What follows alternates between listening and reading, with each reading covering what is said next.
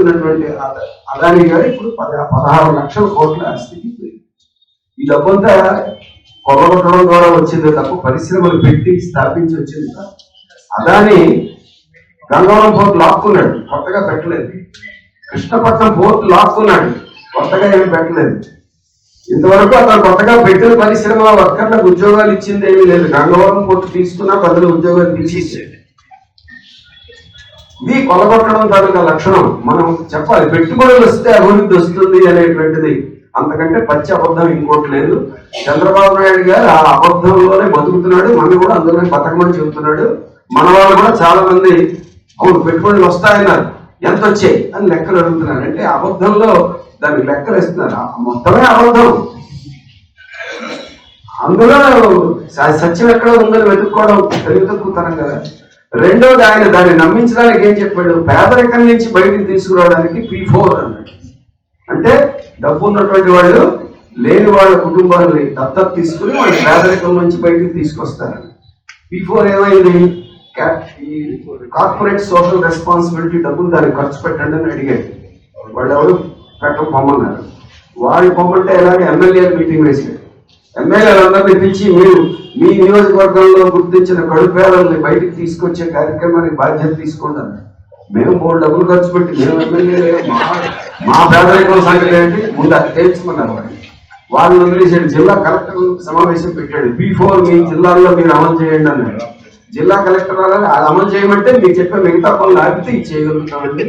మీరు భూములు ఎలక్ట్ చేయమంటారు, లైసెన్సులు అంటారు, ఇవ్వంటారు. ఈ పనులు చేస్తే ఈ P4 కార్యక్రమం చేయలేమన్నారు. అమ్మమ్మ ఆ కార్యక్రమం ఆపకూడదు అని అప్పుడు ఏం చేసాడంటే టీచర్లకి వాళ్ళకి మీటింగ్ పెట్టాడు. మీకు అందరికీ 3 జీతాలు ఇచ్చేసాం కాబట్టి మీరు పేదరికం నుంచి బయటకు తీయండి అన్నారు. వాళ్ళు మా BRC సంగతి ఏమిటి, మా DA సంగతి ఏమిటి ఇవన్నీ అడిగారు. చివరికి ఎక్కడికి వచ్చాడంటే అంగన్వాడీ మహిళలకి వచ్చి మీరు P4 కార్యక్రమం అమలు చేయండి అన్నాడు. అలాగేనండి మమ్మల్ని ముందు పేదరికం నుంచి మీరు బయటకు తీసుకురండి, అప్పుడు మిగతా వాళ్ళని పేదరికం నుంచి బయటకు తెచ్చే కార్యక్రమం చూస్తాం. అంటే ఎక్కడికి తెలియదు చివరికి. ఎంత డ్రామా, ఎంత అపహాస్యం. మొన్ననే కేరళ చూసాం, పేదరికం నుంచి బయట కడు పేదల్ని లేకుండా చేసిన రాష్ట్రంగా కేంద్ర ప్రభుత్వమే ప్రకటించాల్సి వచ్చింది. అది తేడా.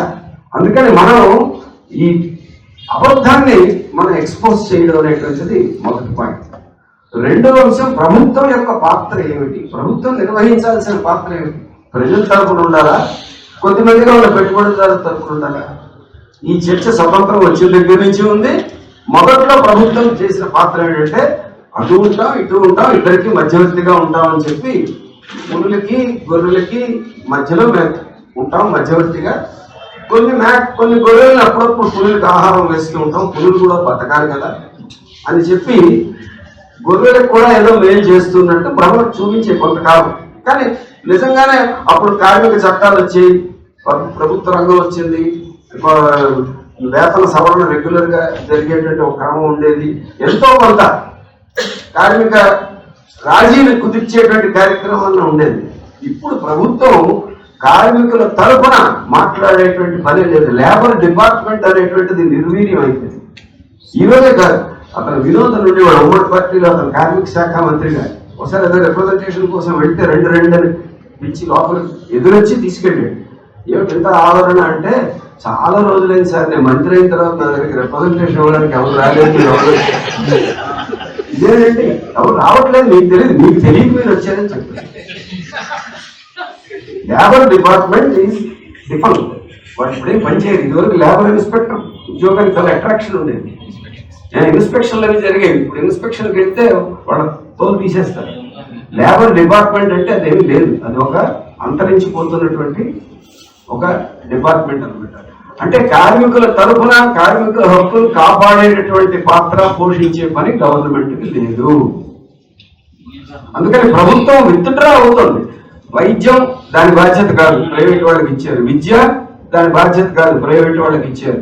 ఇక మొత్తం పౌర సేవలు ఇవన్నీ కూడా మీరు ప్రైవేట్ వాళ్ళకి ఇస్తేనే మీకు గ్రాంట్లు ఇస్తామని చెప్పి మరి ఈ సేవల నుంచి వాళ్ళని తప్పిస్తున్నారు. హౌసింగ్ ఎప్పుడో ఎత్తేసారు. హౌసింగ్ నీళ్లు కట్టడం అనేది ఎప్పుడో పోయింది. కూడా దానిపై కూడా ఎప్పుడో పోయింది. అవన్నీ పేర్కొన్నవంతే. మొత్తం అంతా కూడా real estate, private real estate వాళ్ళు తీసుకున్నారు. మరి ప్రభుత్వం ఏం చేస్తుంది? ఇప్పుడు ప్రభుత్వం బాధ్యత ప్రజల పట్ల ఏం బాధ్యత లేదు. ప్రభుత్వానికి ఉన్న బాధ్యత కేవలం ఈ పెట్టుబడిదారులకి ఊడిగం చేయడం ఒకటే బాధ్యత, అదొక్కటే పెట్టుకుని. కానీ మనం ఎలా ఉన్నామంటే ఇంకా మంత్రిని కలిసి కాగితం ఇద్దాం, ఎమ్మెల్యేని కలిసి కాగితం ఇద్దాం. ముఖ్యమంత్రి దీని మీద దృష్టి పెడితే పరిష్కారం అవుతుంది. మనం చెప్పాల్సింటే మీరు మా జోలికి రాకండి, మీరు మమ్మల్ని దృష్టి పెడితేనే మమ్మల్ని మింగేసేలాగా ఉన్నారు. ఒక పులి మేక మీద దృష్టి పెట్టింది అనుకోండి, ఏమవుతుంది? అందుకే దృష్టి పెట్టద్దు, సేఫ్.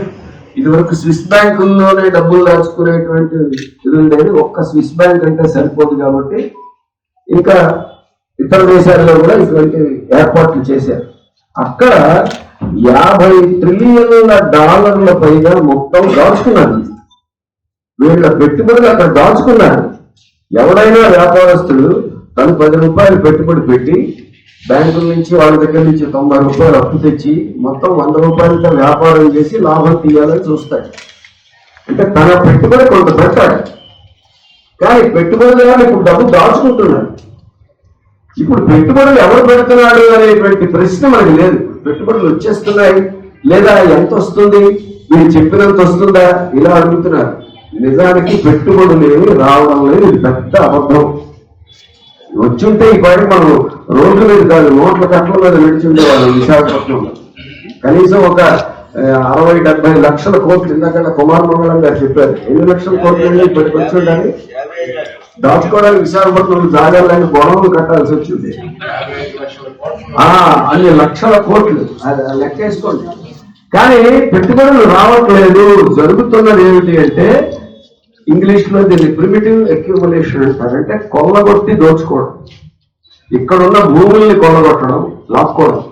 ఇక్కడ ఉన్నటువంటి సముద్ర తీరాన్ని లాక్కోవడం, ఇక్కడున్న జల వనరుల్ని లాక్కోవడం, ఇక్కడున్న అడవుల్ని లాక్కోవడం, మన బ్యాంకుల్లో డబ్బుల్ని లాక్కోవడం. పెట్టుబడిదారుల దగ్గర డబ్బులు ఎక్కువైపోయి పెట్టుబడులు పెట్టడానికి ఆకర్షిస్తున్నామని చెప్తున్నారు ఒక పక్క. ఇంకో పక్క గడిచిన 15 నెలల్లో 32 లక్షల కోట్ల బ్యాంక్ అప్పుల్ని మాఫీ చేశారు. డబ్బులున్న వాడికి మాఫీ ఎందుకు చేయాలి? డబ్బులు అక్కడ ఉంటే మాఫీ తప్పు. మాఫీ చేశారంటే వాళ్ళ దగ్గర పెట్టుబడులు లేవు. మన కంటికి కనిపించే ఈ సత్యం మనం పట్టించుకోనివ్వకుండా ప్రముఖ దినపత్రికలు, మన సోషల్ మీడియా ఇవన్నీ చేస్తుంటాయి. మనం వాటి ద్వారా విజ్ఞానం పొందాలనేటువంటి ఒక విచిత్రమైన అమాయకపు తెలుగు తక్కువతనంలో మనం ఉన్నాం. ఇవి చూడడం మానేస్తే కాస్త మన మొహం పనిచేస్తాయి. అది మాత్రం నేను చెప్పగలను. ఎందుకంటే అందులో ఎక్కడ సమాచారం లేదు, మిస్లీడింగ్ సమాచారం మాత్రమే ఉంది. అందుకని నా ప్రశ్న మరొకసారి మనం ఆలోచించాల్సింది, 32 లక్షల కోట్లు మాఫీ చేయడం అంటే పాపం వాడి దగ్గర డబ్బులు లేవు. సుబ్రహ్మణ్యుడు పేదవాడు అయిపోయింది, ఆయనకి 5,000 కోట్లు మాఫీ చేశారు. ఇలా 1,000 కోట్లు, అక్కడ లక్షల కోట్లు మాఫీ చేశారు. డబ్బులు లేని వాడు ఇప్పుడు పెట్టుబడి ఎక్కడి నుంచి తెచ్చిపెట్టారు? ఎవరిని మీరు ఆకర్షిస్తున్నారు?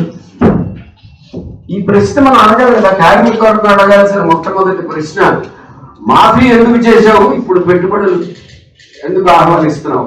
అక్కడ మాఫీ చేయడం అంటే కొల్లగొట్టడం. ఎలాగా? బ్యాంక్ అప్పుల్ని మాఫీ చేశారంటే మన డబ్బులు వాడికి అప్పిచ్చారు, వాడు చెల్లించకపోతే మాఫీ చేశారు.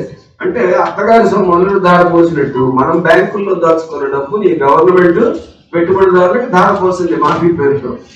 అలాగా దివాలా తీసిన వాడిని మళ్ళా పిలిచి ఇక్కడ సబ్మిట్ పెట్టి మళ్ళా పెట్టుబడులు పెట్టుకొని ఆహ్వానించడం అంటే ఏమిటి? ఇప్పుడు వాళ్ళకి మేము భూములు ఫ్రీగా ఇస్తాం, అడవులు ఫ్రీగా ఇస్తాం, సముద్రం ఇస్తాం, నదులు, సముద్ర తీరంలో ఇసుక ఇస్తాం. మన ఇసుకలో కూడా రేర్ ఎర్త్ ఎలిమెంట్స్ చాలా ఉన్నాయి. కాబట్టి కొల్లగొట్టేటటువంటి ఈ కార్యక్రమాన్ని అభివృద్ధి అనేటువంటి ఒక ముసుగులో పెట్టడం అనేటువంటి చాలా దుర్మార్గం.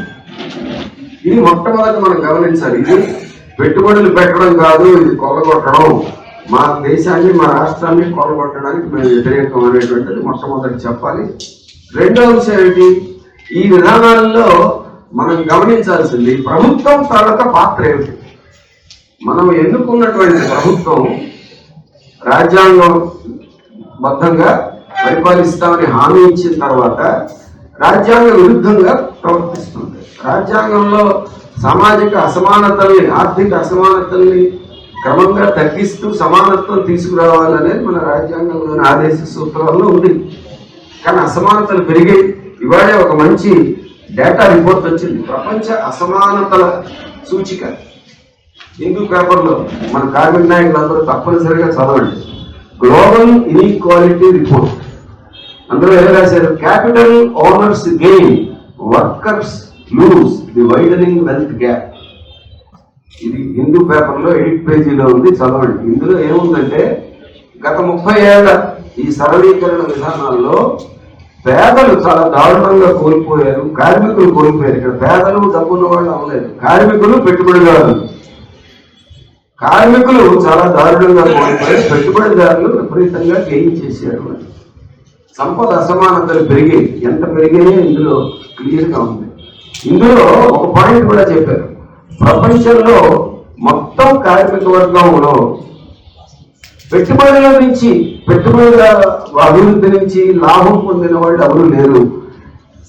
85% world population derives no income from capital. పెట్టుబడి నుంచి ఏమి రావట్లేదని చెప్పారు. ఇంకొక ఇంట్రెస్టింగ్ పాయింట్ ఏంటంటే 2019 నుంచి 2024 మధ్య యావరేజ్ గ్లోబల్ సిఇఓ పే, అంటే సిఇఓలు ఉంటారు కదా, చంద్రబాబు నాయుడు కూడా సిఇఓ అనే చెప్పుకుంటాడు.